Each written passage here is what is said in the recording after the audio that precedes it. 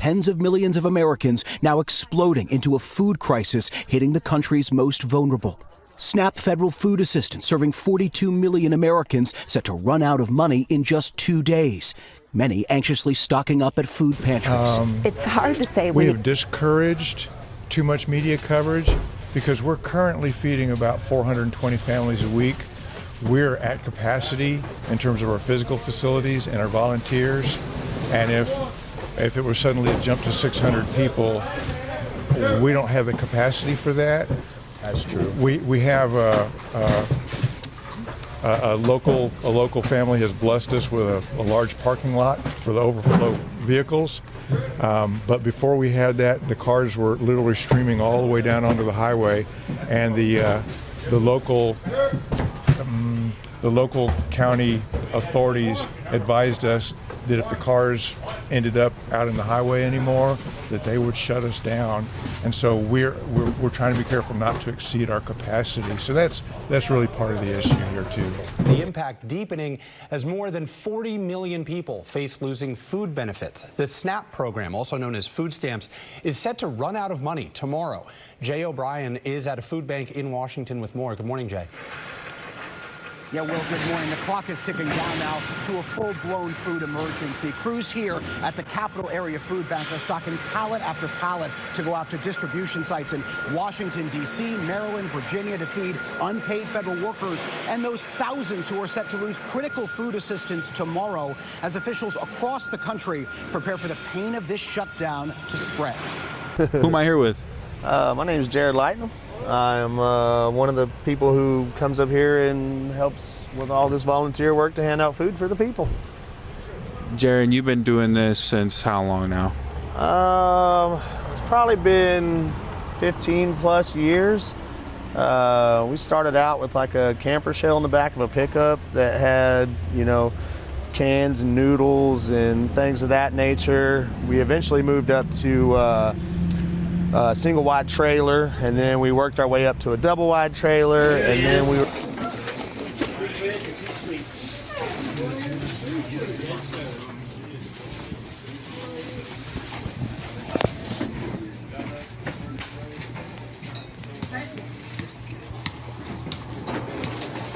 eggs are almost too big for the carton, aren't they?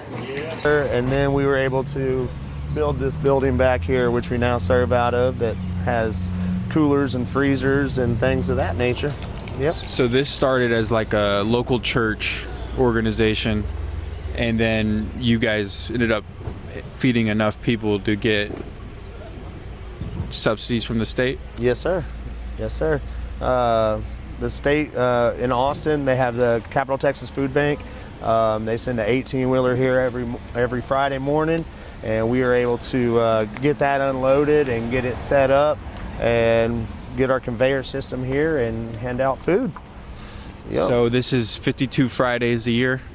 Roughly. Typically we take like Thanksgiving week off, and we'll take Christmas week off, kind of get a little break, you could say. Somebody do the math. 50 times 15. That's a lot of Fridays. That's a lot of Fridays, yep. Super awesome, man. Fortunately, I'm able to be up here every Friday along with my work schedule, so it works out. So you work full-time as well? Oh, yes, sir. Yes, sir. I have a framing crew, and they're actually at work right now. So, but yeah, I'm able to come up here every Friday. It's a beautiful thing. Like I said, about 15 years plus, been coming up here helping off and on when I can. And for the past, I believe, 2 years, I've been up here every single Friday. So that's devotion, man. Yeah, that's devotion. Can we check out the warehouse? Yeah, of course. Let's go. Yes, ma'am. Pastor David. David, talk to me. What we got going on? We call Ted up here. He's got all the facts and figures. He's been here about as long as I have. Wow, 25 years. Well, not quite 25. I think he's been here 21. Right, but you guys started out of an RV. We had a single wide, and then we got a double wide, and small dogs, large dogs go walk through it without any problem. And finally, we got the facility we had right now. And you're the pastor of this church, sir? How long have you been practicing here? About 30 years. That's hallelujah. Thank you for letting me come out here today. Red Rock is kind of a rough place. You have to want to do something to talk to people and not get in a fight. Yes, sir. We'll definitely make sure to talk to Ted.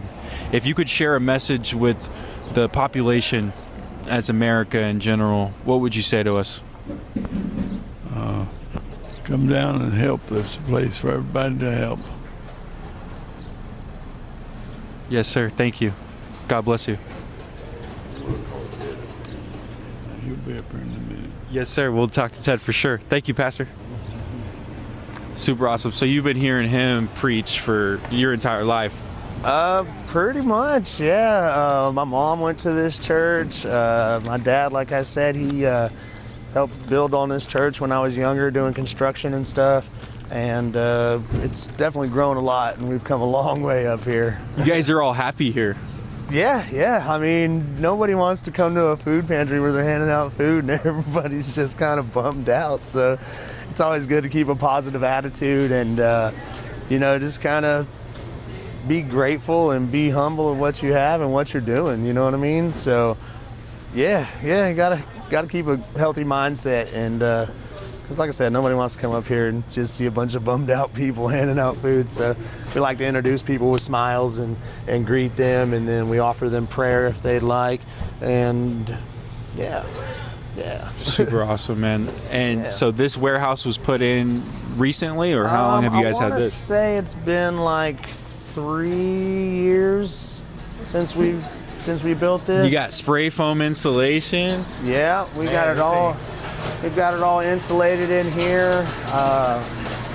McAllister Construction actually built this building up here, and we're able to store a lot more food now. We're actually able to, have everything kind of more spread out instead of kind of being jammed up. So this building definitely helped us. Definitely beats a camper. Yeah.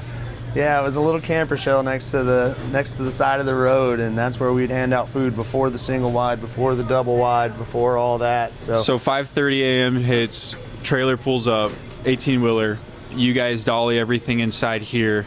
Then it gets organized and then put into display. Well, when the 18-wheeler pulls up here on the road, we have pallets. We have spray paint marks on the sides of that table.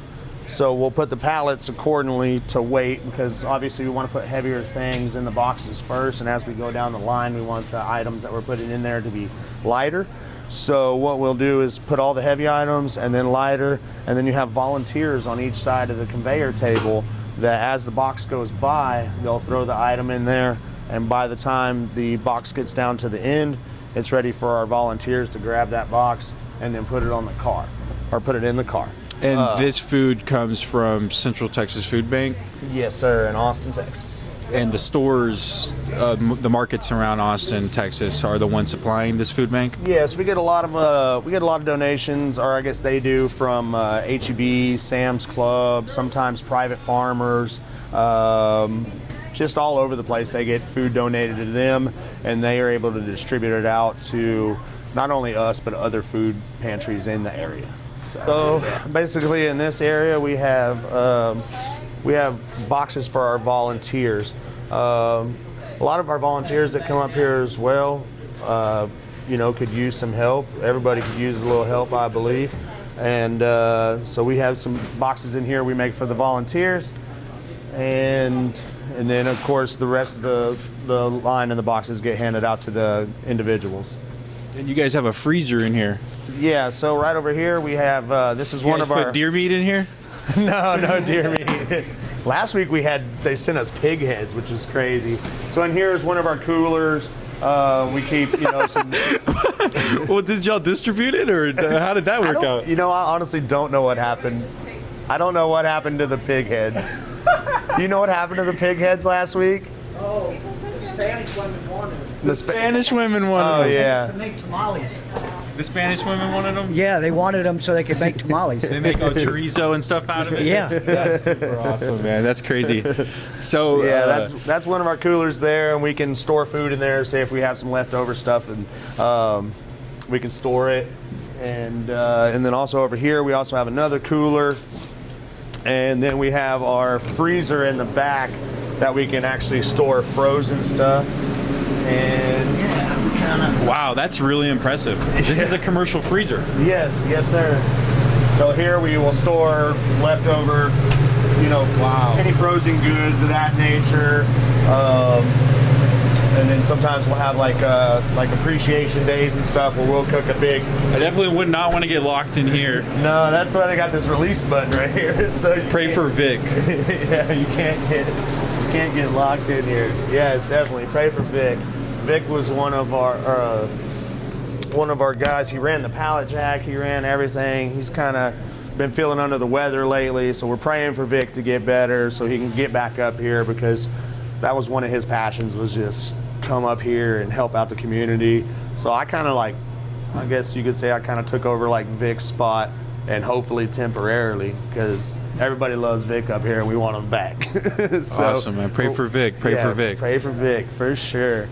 So yeah, this is our warehouse pretty much. We have a restroom right there just in case any of our people coming through the line, need to go to the restroom or whatnot, or any of our volunteers up here, So, I'm curious, does any restaurants or places like that donate here? Like hot foods? We have a few individuals, but as far as like hot foods or restaurants coming up here, I haven't seen it, but we do have some individual people that come up every now and then, donate. Yeah, Circuit of the Americas actually donated a bunch of stuff. And they're right around the street, right? They're right down the road, about 10, 15 minutes down the road, but yeah, they donate some stuff every now and then. It all gets donated to the Central Texas Food Bank, and then we go from there.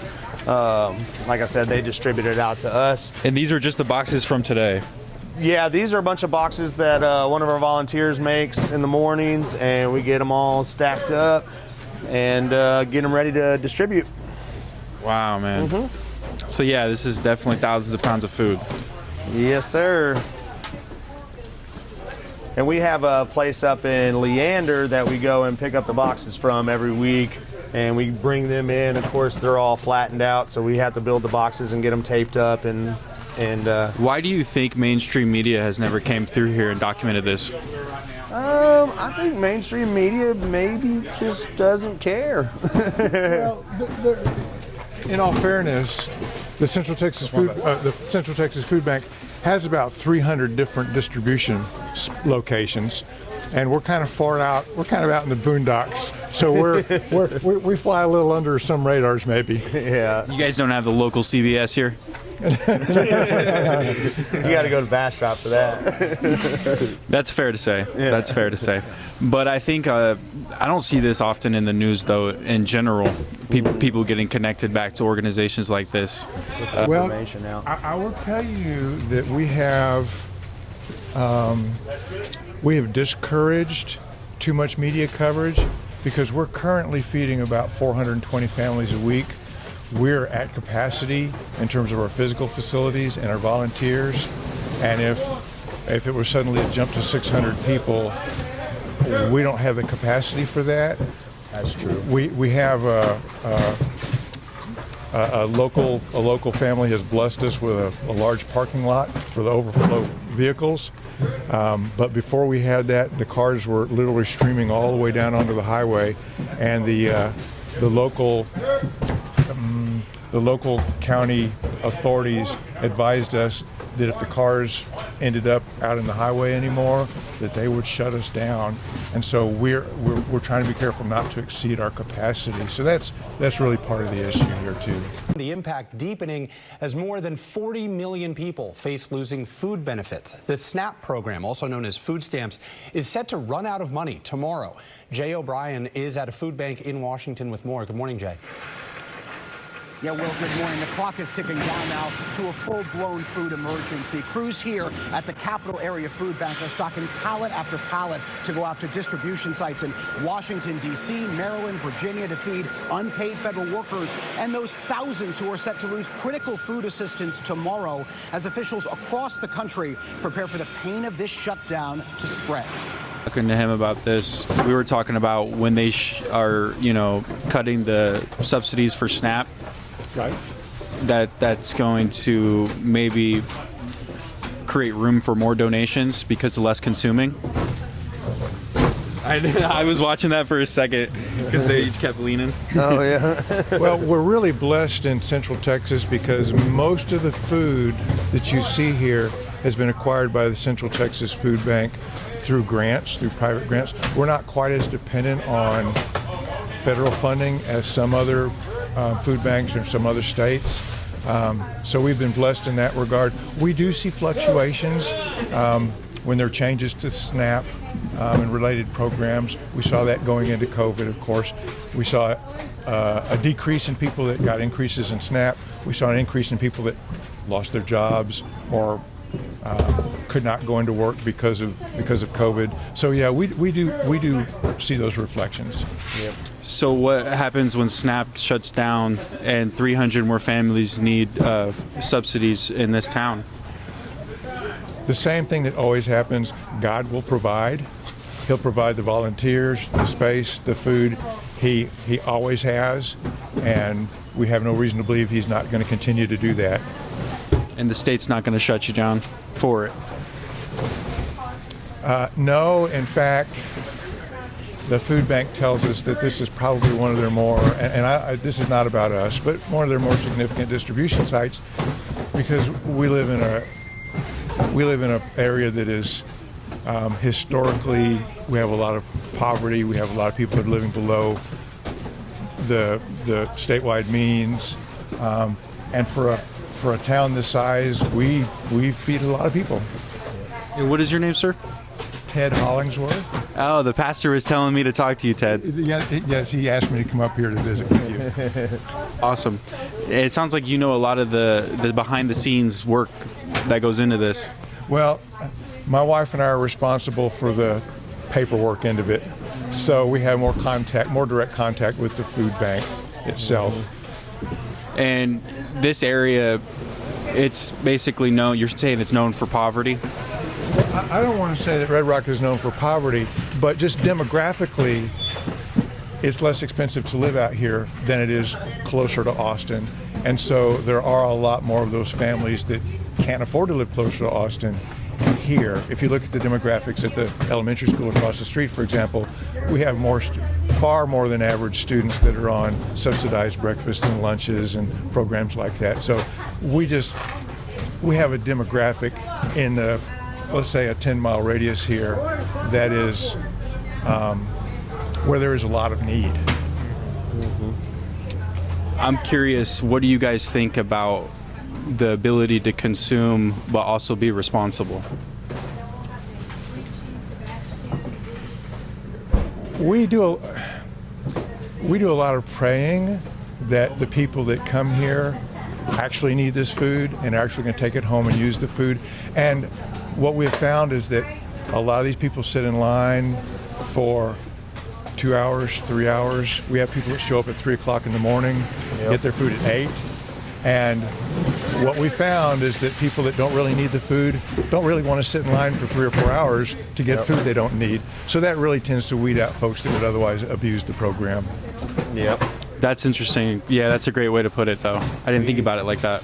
We have people that come up here and sit in the line, and it's not even for them. They're taking that food and they're giving it to a family that actually needs it as well, or somebody's grandparent or things of that nature. So, yeah, we have neighbors that can't drive or that are bedridden or whatever the deal is. Mm-hmm. And we have provisions to allow that. Obviously, we have limits on that, but we have provisions to allow that. Our desire is that none of our neighbors go hungry. Yep. We have people that come through this line with tears running down their faces telling us that without this, they would miss meals. Their children would miss meals. So we just feel very strongly about trying to get food. We don't want anyone to go hungry if we can do it. Yep. 1 month into the government shutdown, and this morning 42 million Americans on the doorstep of a hunger crisis. SNAP federal food assistance set to run out of money in less than 24 hours. I think the average wait time is when I go circle back. Let's say I get here at 9 a.m. If you get here at 9 a.m., you'll probably be in line for about 45 minutes, something like that. We have people that show up here at 3 o'clock in the morning, 4 o'clock in the morning, because they want to get in line first, and so they can, as soon as we get it rolling, we typically start rolling about 8 o'clock. That way they can, kind of get in, get out type situation. So we have one lady, she's first in line every week. Like, she is there.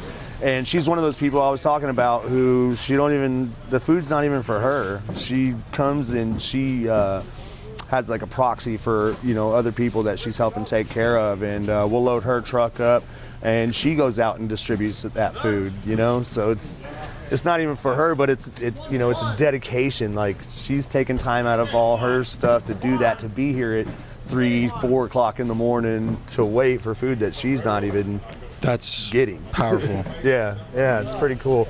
We have a lot of people that do that. And we have a lot of people that get here early so they can, I'm sure if they knew about this place, more people would too. Yeah. But you have to apply to get in here. Yeah, you have to sign up through the registration, but It's nothing crazy. No, it's nothing No crazy. Social Security or anything. No. Yeah, no. We don't want all your Sign alone. information. Yeah. I love it, man. I love it. Yeah. This is the perfect example of local excellence. Yeah. Just help people out, man. That's all you got to do. Don't be greedy. Just help. Where you can. And if you do good things will come on to you. So I'm a firm believer in that. What you do is going to reflect greatly. And I firmly believe you wouldn't spend any other time anywhere else on Friday. I wouldn't want to. I mean, it gets me out of work. I mean, no, not like that. But like, I love being up here every Friday. And Thursday afternoons, like, I'll go up to Leander and I'll fill up my whole truck or my whole trailer with cardboard boxes. That way I can bring them up here and we can make boxes to actually put the food in. So behind the scenes. Yeah, a little behind the scenes. I don't do as much as Ted and Rahana. They do so much. And my buddy Josh, he's done so much up here, and we just kind of all work together just to make it happen every week. So yeah, it's pretty good, man. Because you couldn't do it without this guy, and likewise. Oh yeah, exactly. It takes a team to do this. It takes a lot of effort. Everybody that shows up here every Friday, they could be doing something somewhere else, but they choose to be up here. They want to be up here. Would you say this is some people's form of meditation? Possibly, I can see that. Therapy. I know. I tell people all the time, like, I have a construction crew and I have to be the boss all week long, and then I come up here and like I get told what to do, So it's like I like being the Indian, not the chief sometimes, and it's, for me, I love it because it's like, I can take some weight off my shoulders and kind of relax for a minute. Even though we're working, it's like, it's fun. You don't have to be the man with the plan, though. Yeah, even though like I'll get here early in the mornings, I'll unload the 18-wheeler, I'm setting up all the stuff out here, either me or my buddy Josh and Steve, and we'll get out here, we'll set it all up, and the greatest leaders are servers. Yeah, so we just come out here and do it. But I'll say, like, our lady that usually greets everybody at the line, she's on vacation right now. She's been in Mexico for like a month down there visiting family and just relaxing. Yes, sir. And so I'll stand in line, I'll tell, wave the people forward, tell them stop right here, greet them with a smile. It's fun for me. I love doing it. And they love you. It brightens my day. Oh, so many people come in here. They're like, "Oh, good to see you," but they're like, "Where's Maudie at?" And I'm like, Where's Vic? Yeah, she's on vacation. Vic's at the house. He's not feeling good right now. We pray for Vic every week that he gets better. He's having some health issues, but hope he's getting better. That's for sure. He is getting better, and we're ready to see him up here again because, yeah, everybody misses Vic. And Vic's been up here doing this for I don't even know how long, but it's been a long time, probably 15 years or so. How many people are still here from where you started at the camper? Well, Ted, Rahana, me, Josh, quite a few. But you know, as the years go by, you know, people come in, people go out. You know, some people have passed away that we've, you know, built relationships with up here, and you know, it's like a big family, you know. So you know, over the years, stuff happens. People get sick, people pass away, you know. But Lord, I pray peace in her home and peace on her family, Lord, the peace of God that passes all understanding. I pray, Father, that they would encourage one another and see opportunities to bless one another. Lord, that there be a cohesion and a clinging that they have to each other to benefit them. Father, I pray for my sister. She shall be and give her joy and hope and thanksgiving in her heart. In Jesus' name, amen. Thank you very much. Lord provides us with new volunteers, and you know, it's kind of just like a big cycle. So, but I don't know. There's quite a few of the original people still here. I keep seeing that people, you know, like you were saying, like, I've been here for this many years, and I'm like, well, how many people built this from the ground up? Because usually you only see like one or two people that started from the bottom. Right. But it's like a whole community of people that have built this place into an entire commercial, you know, organization. It does kind of feel commercial. I don't know. To me, I just still see it as a small, like, just, I don't know. It's weird. But it kind of does kind of have a commercial feel to it, I guess you could say. But yeah. It's the intentions that keep it genuine. Yeah, no, that's what it's all about, man. Just helping people out.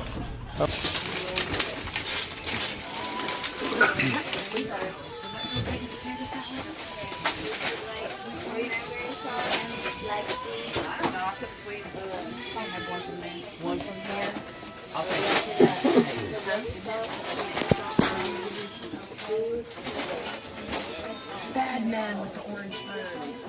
Would you like egg noodles or macaroni? Egg noodles. Did you get beans? You like to get some beans? Okay. Yeah, I got the potatoes. All right, thank y'all very much. You have a good day. Y'all have a blessed day. You too. Hi, how are you? I'm blessed. How are you? I'm blessed too. All right. Hello. How many's in your family? How about it? Two. These are very strong family. Okay. Two items? Yeah. I don't know. I'm just stuck. I'm stuck. Okay, baby. Well, it'll be all right. And my hands are cold.